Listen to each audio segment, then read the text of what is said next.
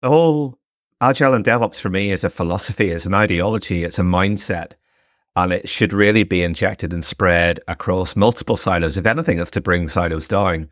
So the risk of creating titles, like you're alluding to, is that it actually creates a new silo, and it's an anti-pattern. This is DevOps Paradox, episode number 310, The Misconceptions and Realities of DevOps, Agile, and Leadership. Welcome to DevOps Paradox. This is a podcast about random stuff in which we, Darin and Viktor, pretend we know what we're talking about. Most of the time, we mask our ignorance by putting the word DevOps everywhere we can and mix it with random buzzwords like Kubernetes, serverless, CI/CD, team productivity, islands of happiness, and other fancy expressions that make us sound like we know what we're doing. Occasionally, we invite guests who do know something, but we do not do that often since they might make us look incompetent. The truth is out there, and there is no way we are going to find it. P.S. It's Darin reading this text and feeling embarrassed that Viktor made me do it. Here are your hosts, Darin Pope and Viktor Farsic. Viktor, it's been a few years since we've been doing this podcast. In fact, in 2025, this will be our 6th anniversary. Most people think about, okay, this is DevOps Paradox. That was a book that you wrote a while back. We decided to use it for this podcast title. But for some reason, people still think that DevOps is a thing. But it's in the title. I mean, it is a thing. Depends what do you mean by thing. Well, it's a title. Like, I can be a head of DevOps. A title. Okay. Yeah. Oh. We're going to have a long discussion now. And we needed help with this discussion. On today's show, we have Tim Beattie on from Stellafai. Stellafai? That's right. Yep. Tim? Stellafai. Okay. Yep. Good. Now, before Tim was co-founder and CEO at Stellafai, he was working as the global head of product for Red Hat Open Innovation Labs and did a lot of travel for that and saw lots of people. Let's ask Tim.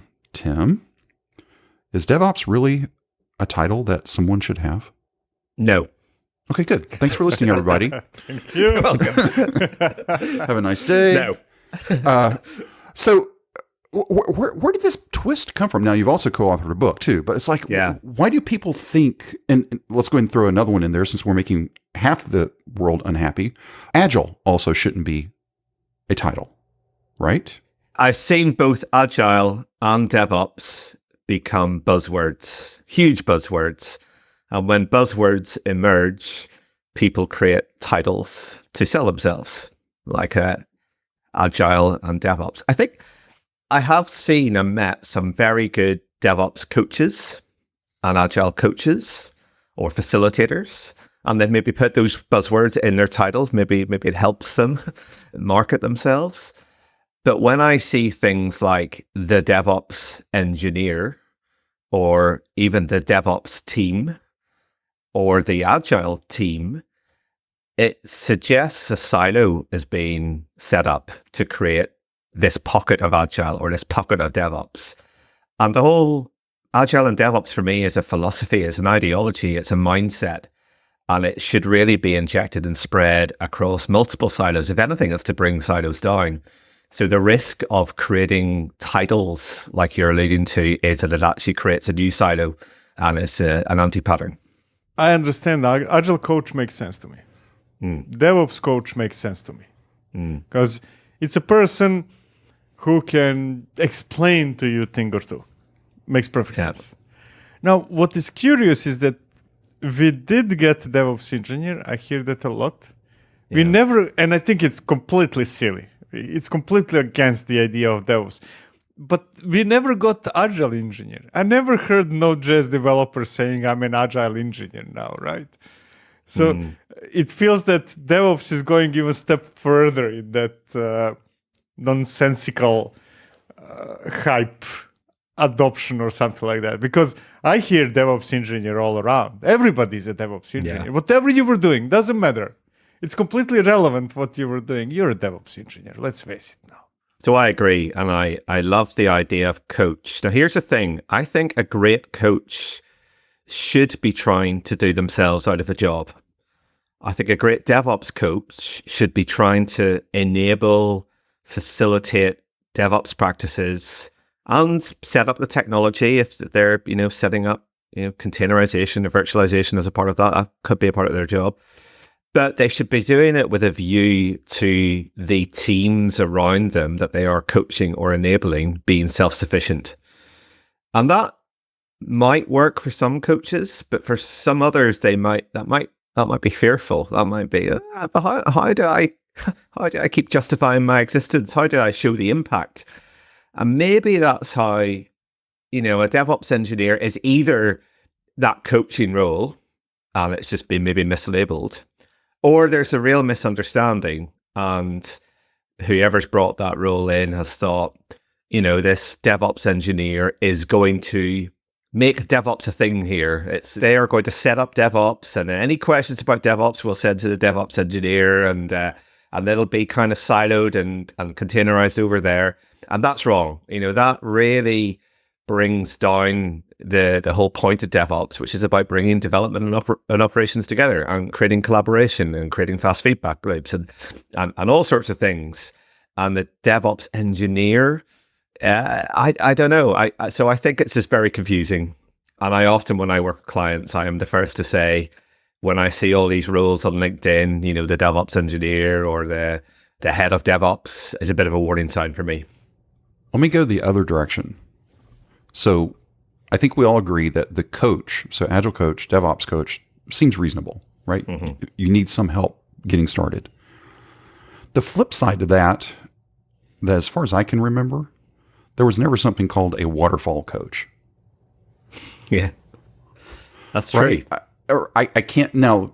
Okay, Scrum Masters and everything else, blah, blah, blah. Okay, whatever. But I never heard of a waterfall coach. Is it because waterfall was something that was concrete and was easy to follow, whereas we'll go to its cousin, Agile isn't? It's just more of a concept. How far off track am I on this? Well, I think it may not be called a waterfall coach, but there are lots of bodies and certifications and frameworks like Prince 2, like Microsoft Project, the Gantt chart. all of that stuff helped facilitate and introduce waterfall. Why was there not a waterfall coach? I think that the difference with Agile and DevOps is that they're trying to drive kind of self-organization, self-directing, self-correction, self-learning. The nuance between Agile DevOps and Agile is that idea of empowering and facilitating others to think a different way. Whereas I think Waterfall was a little bit more of a top-down. It's a methodology. You follow this. So there's still training, there's still education, there's still tools, but it's sort of the project manager or the program manager gets that, and then they install that Waterfall governance in place almost. And everyone else just follows them. Whereas it's much more of a collective when we have agility and DevOps culture in place. But it's also because Waterfall is not really contradicting how managers were used to work outside software industry, right? At least back when I was young, most managers are not people who were in software, right? Oh, I'm a manager, right? I can manage whatever you want. And if that's software, that's fine. And how do I manage? Well, I define requirements of something, whether that's a building or a software, doesn't matter. I figure out who's going to do it. I figure out how they're going to do it and the steps A, B, C, D. And then it's done, and I track time until it's finished, right?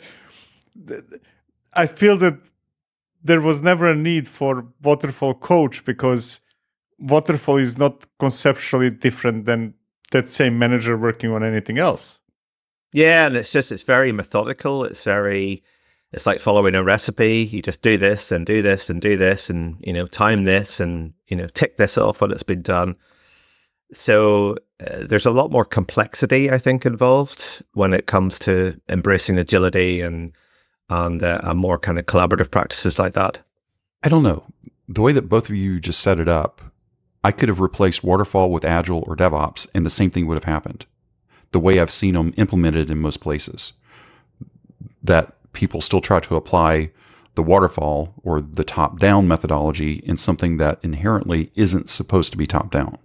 That's what goes to my nerves, and I might be offending somebody here, almost certainly, with Agile, that over time we got people who figured out something like Scrum, doesn't matter, or whichever other methodology.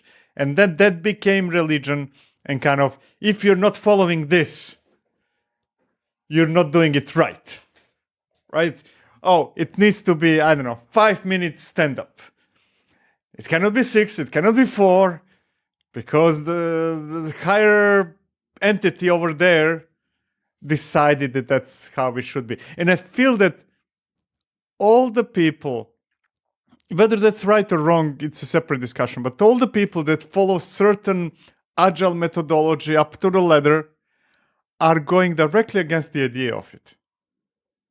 Like directly against the concept that we should, and this is my interpretation of it all, kind of, first and foremost, we should be adaptable.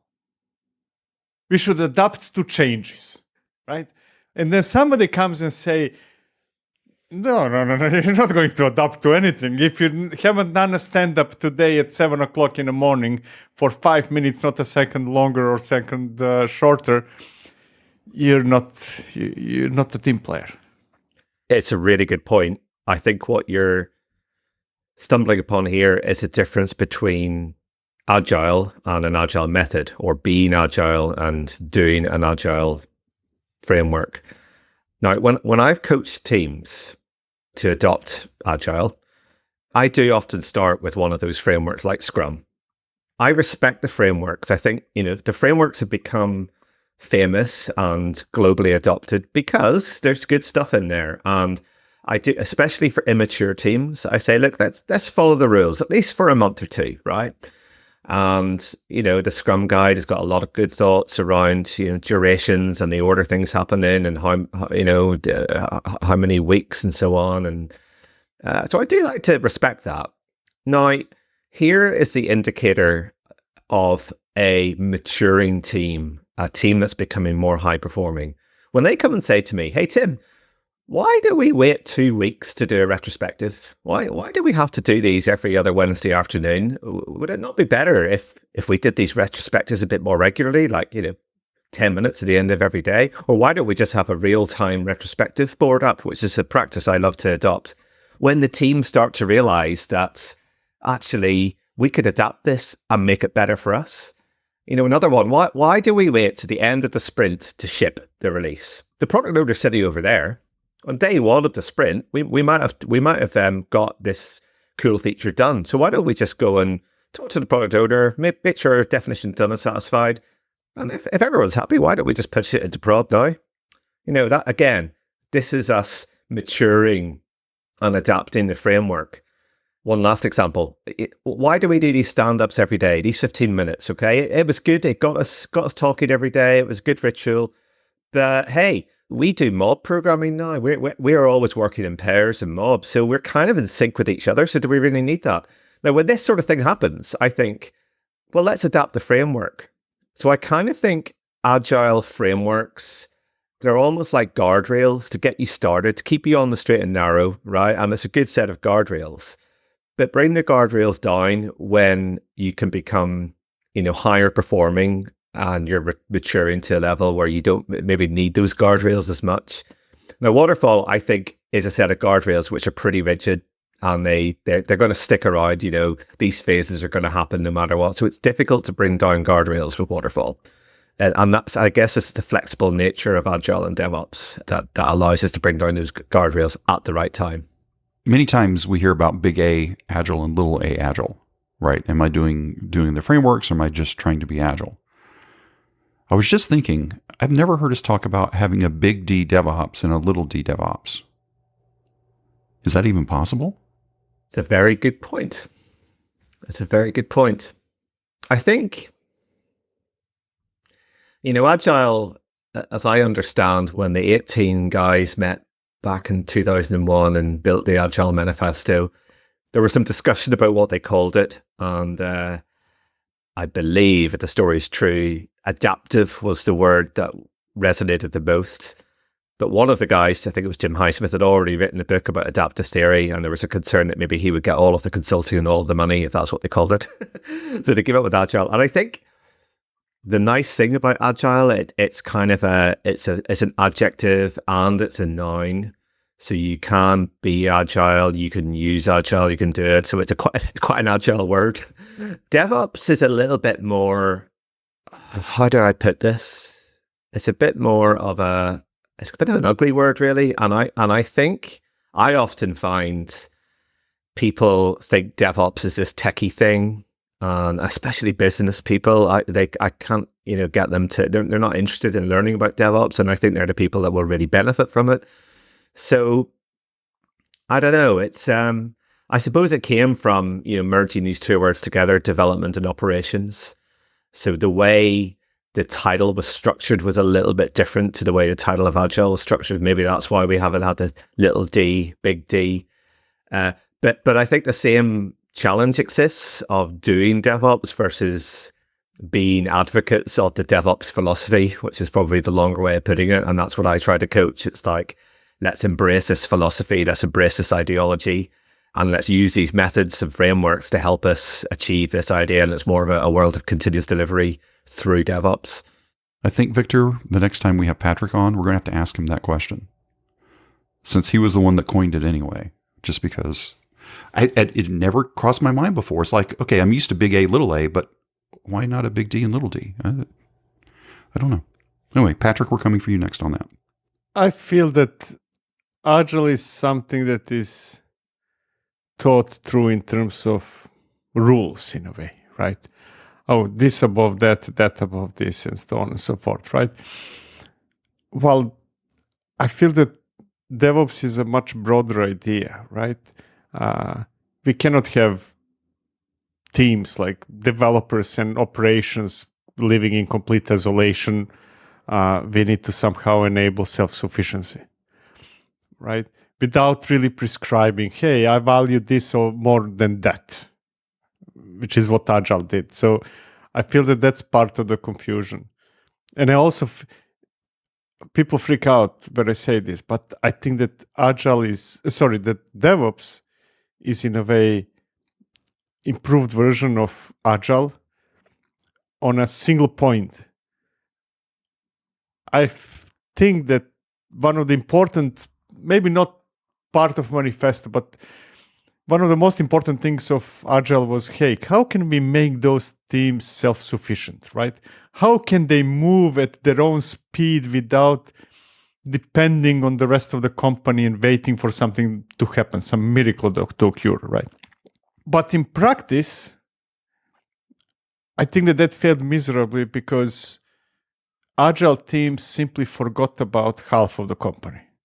You have developers, you have testers, you have some kind of a manager, product owner, whatever it's called, and they move, and they work as one entity, and they move at their own speed, and then they say, okay, I did the last commit for this release to Git repo. I'm done. We are finished. Success. Big party. Two week sprints. Finished. Let's move to the next thing. As if that's it. Kind of like, as if they completely forgot, those teams, that, you know what, but that thing needs to be built. That thing needs to be deployed. That thing needs to be observed in production. Kind of, there's so much work done, and you are subconsciously ignoring all that. You're done. We never got to the definition in Agile teams, in practice, of what is done. And whenever I spoke with people, and okay, so what's your definition of done? I never got the answer that says it's running in production successfully. And I would go one level further than that. Running in production successfully and being used. That feature is being used and adopted. Yeah. I agree. That's what I meant successfully, kind of broad definition. Yeah. Kind of, you're Yeah. observing it in production, and it's Yeah. running correctly, and all the metrics are fine, and users are Yeah. using it. What's not, right? I'm the same when I run workshops, and I love the practice of definition of done. I just think it triggers this conversation, and you get such a variable answer. For some people, it just means, well, if I'm done, it means it works on my laptop. I've checked the code in. Maybe not even check the code in. Maybe it just runs locally, and as far as they're concerned, I'm done. But it should be thinking about running in production and being used.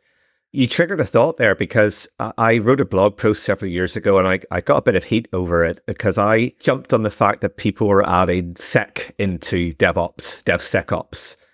And then I'd seen biz DevOps or biz DevSecOps.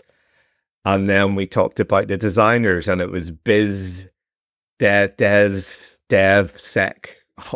and I made this point. It was all a bit ridiculous that we were doing this, and I think some people thought I was advocating. I would say, look, I sort of look at the two ends of this value chain. One, there's some users, and at the other end, there is those users getting value from features that are deployed and used. And I think a DevOps philosophy, and others might disagree with me, it is about everything between those two steps.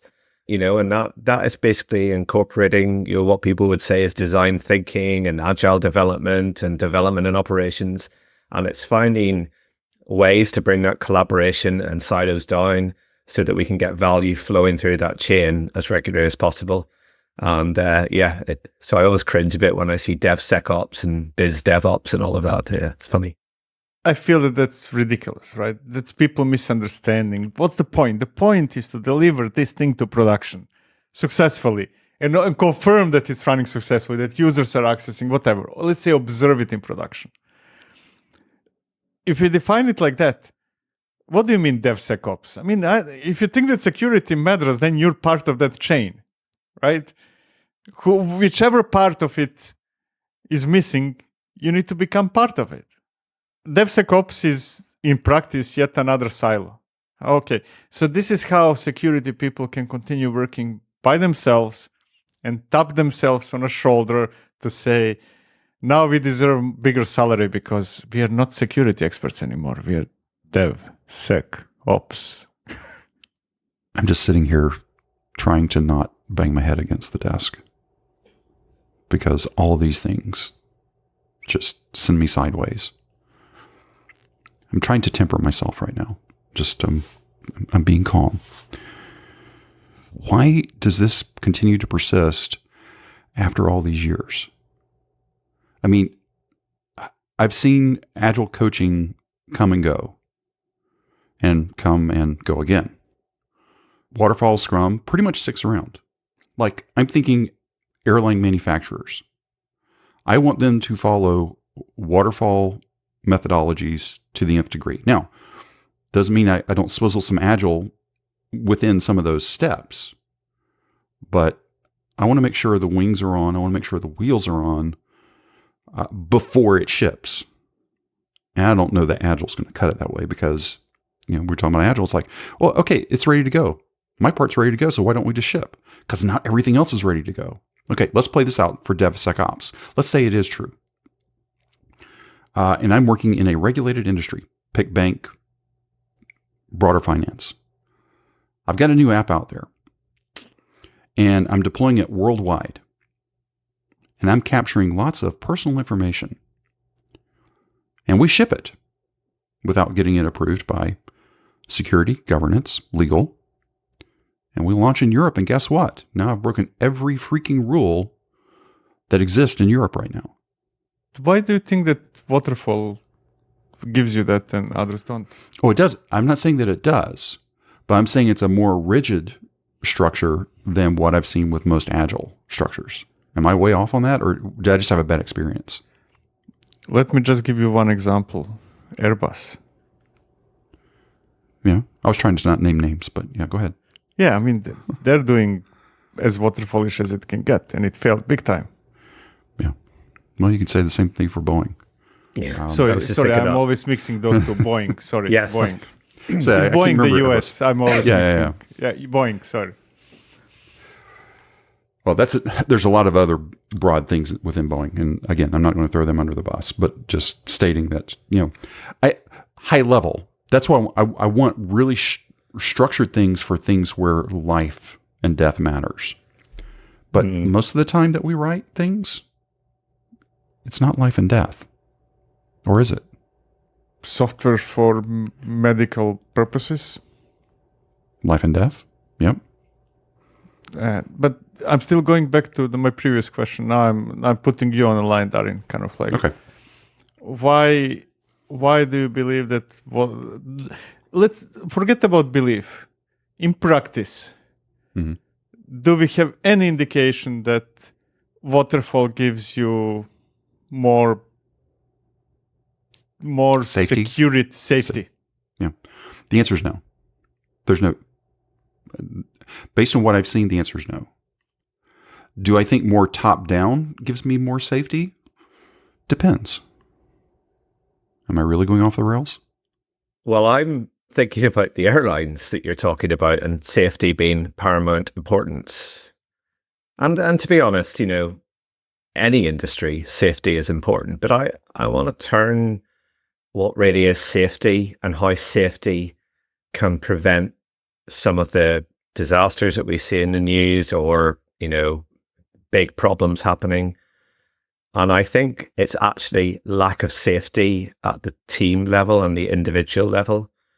Because any movie or documentary I watch about any disaster, whether it's a Challenger space disaster, whether it's about the Boeing planes falling out of the sky, I look at what was the real problem there.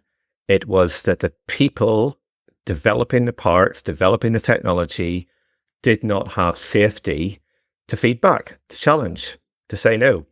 Yeah. So the pressure of top-down leadership, the pressure of a rigid plan overtook what the actual cleverest people, the people who were building this technology, were all saying and thinking. They could see problems. They're being rushed. They weren't putting the kind of infrastructure in place that they would want. They weren't being given the space to write automated tests. And ironically, the fear and the command and control and the lack of safety that resulted in that had a ripple effect into actually putting a lack of safety into the product that resulted. Okay, replace airline with any software project at a big company. Right? Yeah. I don't have time. I've got pressure. I don't have time to write tests. I've got to do all these things. I've got to ship because somebody made a promise. Sometimes it's not necessarily that, hey, you should always write tests and you should always do this or that. I think that the key is what Tim just said, the ability to say something, right? Sonos is a good example. It failed big time, right? That's polite, I think. There we go, right? And even they admitted it, so we're not trash talking now, anybody, right? And what was the problem there? What I can tell you actually what's not the problem, and the problem is not that nobody knew that it will fail, right? Many people knew and were expressing their concerns about how bad it is. It's just that they were never given an opportunity to do anything about it, which is the result of following the plan, right? Plan was made. Even wars are not done in waterfall model anymore, right? It's not kind of, this is the 60-day plan, go invade and do this on day 1, do this on day 2, right?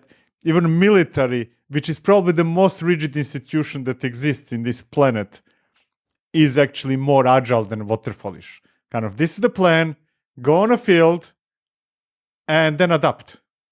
Do what needs to be done. 2 thoughts that sparked. First of all, I completely agree around wars. This is the dark side of agility. I look at the way terrorist organizations organize themselves, and they set intent. They don't tell people what to do and when to do it as such, but they set a vision and an intent, and the teams out there, the groups of people pick up on that and execute. That was one thought. The other thought, I think, on the, the any organization hasn't got time to write tests. Yeah, and I agree. Sometimes that's the right decision. I work with many organizations, and I love to run a practice called priority sliders or trade-off sliders, I think Atlassian call it. And this just visualizes and gets alignment on what's important to us right now. And I'm a startup with my runway's running out. I need to ship something live. I need to test a concept. All of these tests and infrastructure robustness, it's low priority at the minute. So I need to visualize and communicate that to the team so they know that and they can build that into their work schedule. If I'm an airline or a bank and I'm working on some absolutely critical update that could, destroy our product or cause absolute turmoil in the market if we get it wrong, all those automated tests are pretty important. And I think it's all a case of relative prioritization, which will change over time. It will change based on lots of different conditions. I think the important thing is to get the alignment and to visualize that so that everybody is working towards those priorities. And that's what will drive whether or not we build in these practices at this point or not. But doesn't that get us back to the safety thing? Okay, we were talking about other agile things. The andon cords that were popularized from Toyota, right? Somebody on the line could pull anybody. Like if something's going sideways, they pull the cord. Yeah. And we like to say that we're doing that. But if you are a junior level developer that's 19 levels down from the technical architect that only knows how to use Visio, or what is it, Draw.io nowadays, and PowerPoint, then you see something, you try to say something, but now you got to go up 19 levels to actually make any kind of effect. And it's like, why bother? It's like, I'm nothing. How do we help people that either believe or structurally are at the bottom of the literal bottom of the food chain, and they see something, they don't have as much power as somebody that's putting a car together? I mean, I think that's why I love those practices like the Andon Cord and Stop the World event.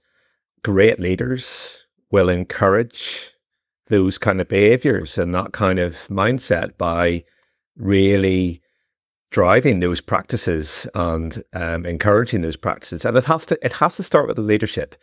The leadership have got to create that entire ecosystem of psychological safety and need to show to others that it's okay to call out, and recognize the people on the ground, even the 19-year-old that's, just an intern or something.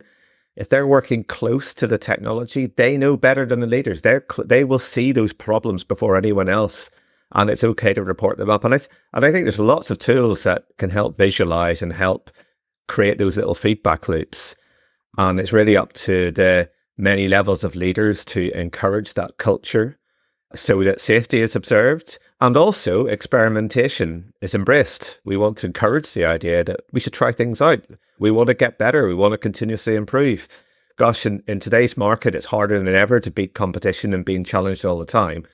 The only way that we will stay relevant is to innovate and experiment. But that message has got to come from the top. There's also the problem with transparency, right?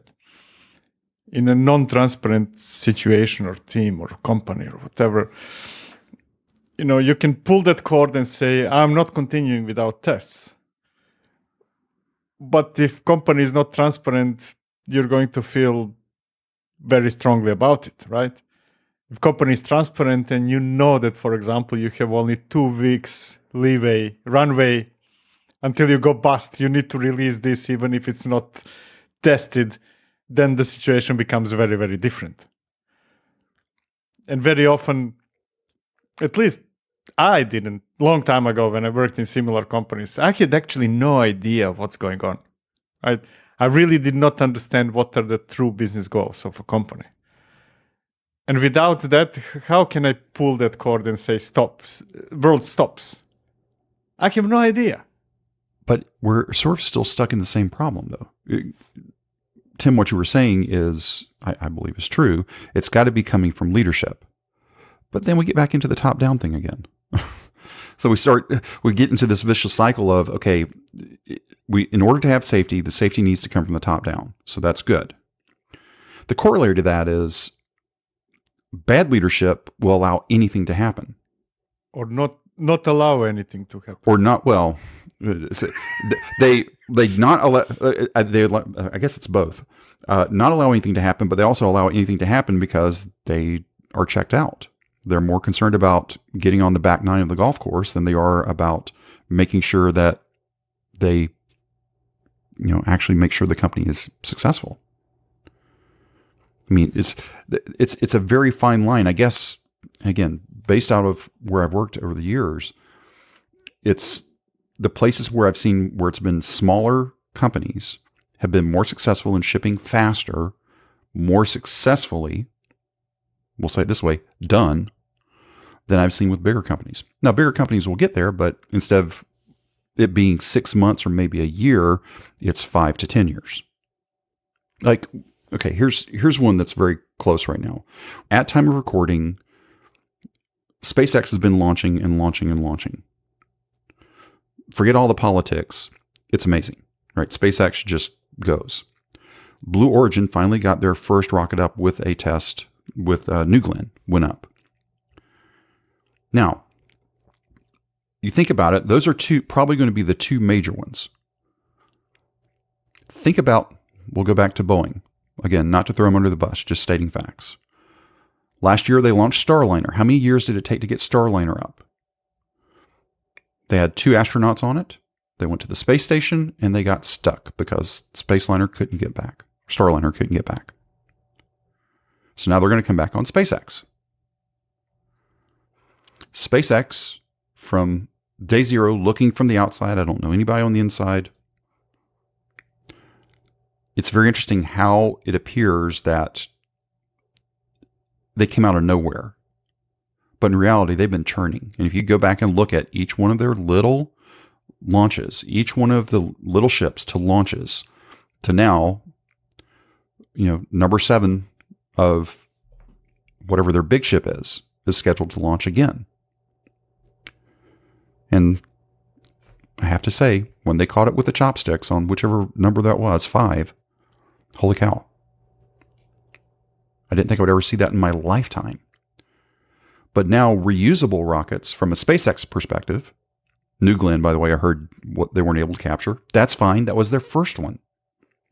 Think back to SpaceX's first one. It was a complete failure. Their fail videos are better than sometimes their actual success videos because they're just not with people. Unfortunately, people haven't been hurt.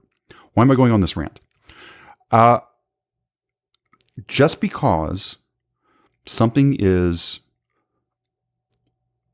been around forever doesn't mean it's always going to win. This is the Boeing versus SpaceX at this point. SpaceX is eating Boeing's lunch in that area. Actually, they're eating everybody's lunch and dinner. When disruption comes, and eventually it comes to every industry, I would say that what you just said, opposite of what you just said, being around for a long time is a problem. It's a detriment, right? It's a detriment at that point because you have built out this whole big thing over the years, and you follow this process, and then here comes a bunch of snot-nosed kids thinking they can do it, and they actually do it, and you still can't do it. In practice, we saw that it's very hard, close to impossible, to counteract disruption when it happens. Every time we saw a big disruption, that meant disappearance of those who were here for long, whatever the industry is. Like, we are seeing that now with car industry, right? Mercedes is closing factories. Probably the most important car automaker in the world.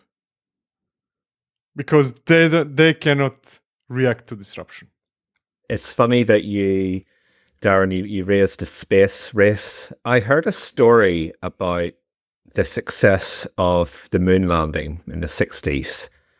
And the story was around, I think, the president of the United States at the time, I think it was Kennedy, doing a site visit to NASA, and he was visiting the engineers, the designers, the architects, everyone. And in his walk around, he saw a janitor in the corner of the room. And he went over and he introduced himself and he asked the janitor, what was he doing? What was his role? And he said, Mr. President, I'm helping put a man on the moon. And I think that mindset is what achieved that success. Everybody was focused on the outcome. Everybody was focused on what is the big thing, the big moonshot landing that we're trying to do. And I think with companies, legacy companies, sometimes that gets lost with the many silos and the structure and the organization and the competing leaders and the politics, that people lose focus of what is it we're trying to achieve. And I think so some of these newer companies, they are relentlessly focused on the outcome. And back to Victor's point earlier around the transparency across the organization, so that people can see what each other are doing and they work with each other and they understand how they're helping achieve that big milestone, that big, hairy, audacious goal that they're trying to achieve. But then once they get into that rhythm and they achieve it done, then they think they're actually done. I think that's where we all mess up, right? Because in reality, nothing's ever done. No. Yeah. Like never done. It's done for now. It's done for today. It's not done. I think the only time we're done is when we're 6 foot under the ground. Then we're done. Not the project. But okay, so that actually, let's spin it differently. We say that semi-jokingly and somewhat morbidly, but now you've got like James Earl Jones signed away his voice for eternity, for usage, and his kids and his grandkids and everybody gets residuals off of him. I mean, what used to be done, death, can now maybe be never happen. Never done. Never. Yeah, I mean, I often say products are never done until you shut them down. You know, there's always going to be maintenance, improvements, enhancements, ideas. And you're right, even when people, the man behind the voice goes, there are now ways that things will live on. So, but the adoption and the usage may change over time. And this is where I think strategies right from the top continuously evolve.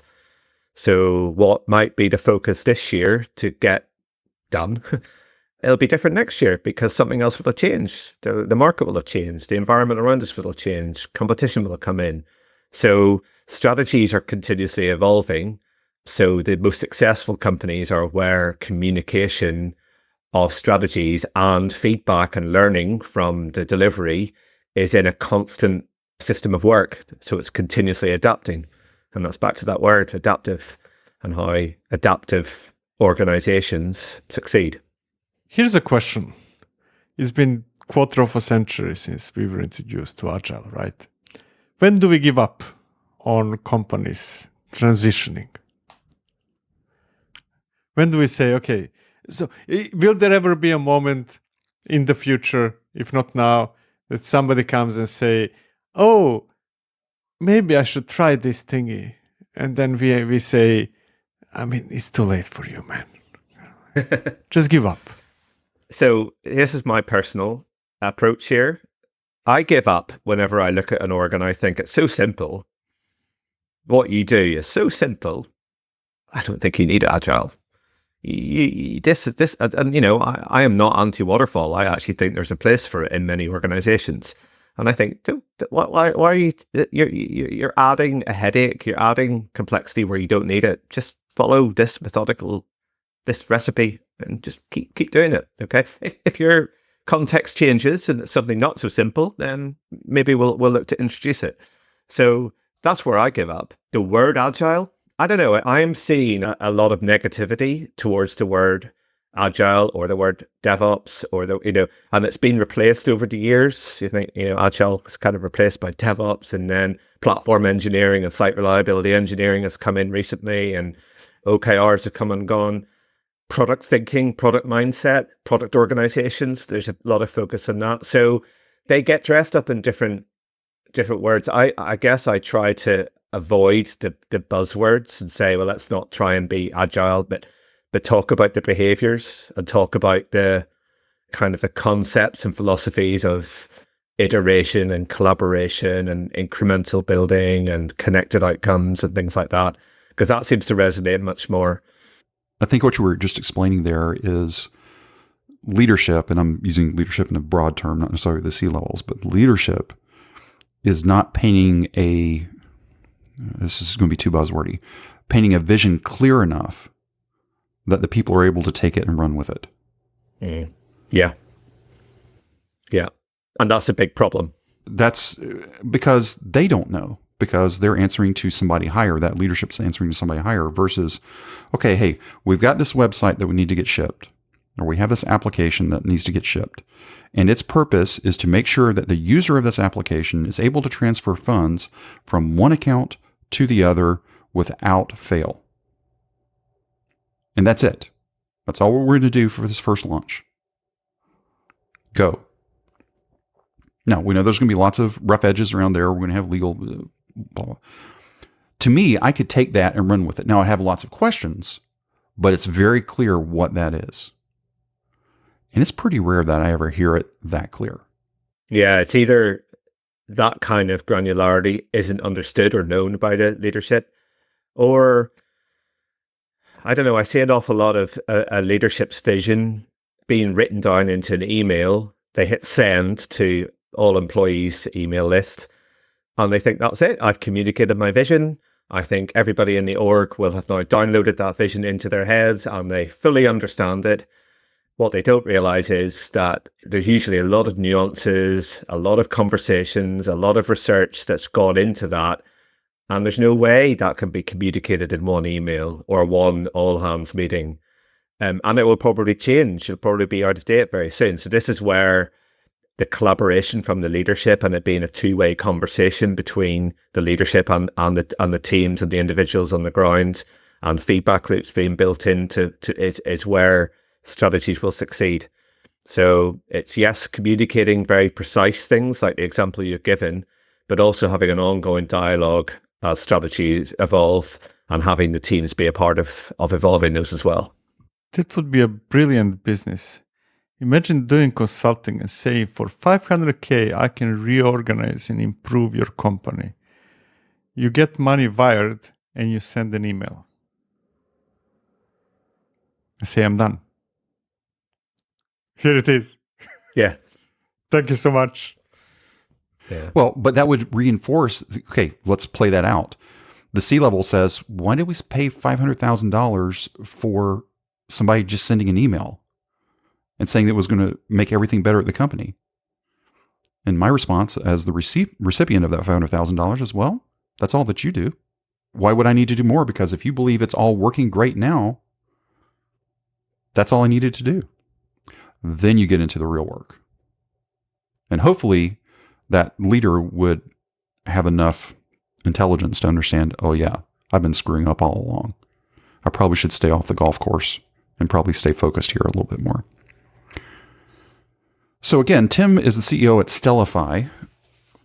What's Stellafai for? Or is it going to help us in any of this? I hope so. I mean, I am relentlessly focused on measurable outcomes and being able to visualize outcomes and connect them across organizations. You know, the word Stellafai means turn into a star, a place amongst the stars. And my co-founder and I had this vision that we could visualize teams' outcomes and the way they measure progress towards them in a kind of star chart connections constellation way. But when we, as we co-founded the company, as we started to do user research, we actually learned a lot that organizations need a lot of help. Teams need support. Individuals need coaching to adopt some of the mindsets and behaviors that drives a connected outcome organization. we've adapted, we've evolved, and we're more of a coaching platform where we provide the visualization and tracking tools, but also a coach in your pocket, a kind of asynchronous, ongoing support, little and often as much as you need it until we see those measures surface and be visualized. So we're on a journey. I try to drink my own medicine, drink my own champagne, and realize that, that vision is changing and we need to continuously learn. But I'm having a lot of fun doing it, and I love seeing how our customers are using our platform for different ways and starting to use it themselves as their own internal coaching tool. So it's been exciting and built upon the work I did at Red Hat and other companies beforehand. So all of Tim's contact information and the information for Stellafai, stellafai.com, will be down in the episode description. Tim, thanks for being with us today. Thanks for having me. Great chat. Thank you. We hope this episode was helpful to you. If you want to discuss it or ask a question, please reach out to us. Our contact information and a link to the Slack workspace are at devopsparadox.com/contact. If you subscribe through Apple Podcast, be sure to leave us a review there. That helps other people discover this podcast. Go sign up right now at devopsparadox.com to receive an email whenever we drop the latest episode. Thank you for listening to DevOps Paradox.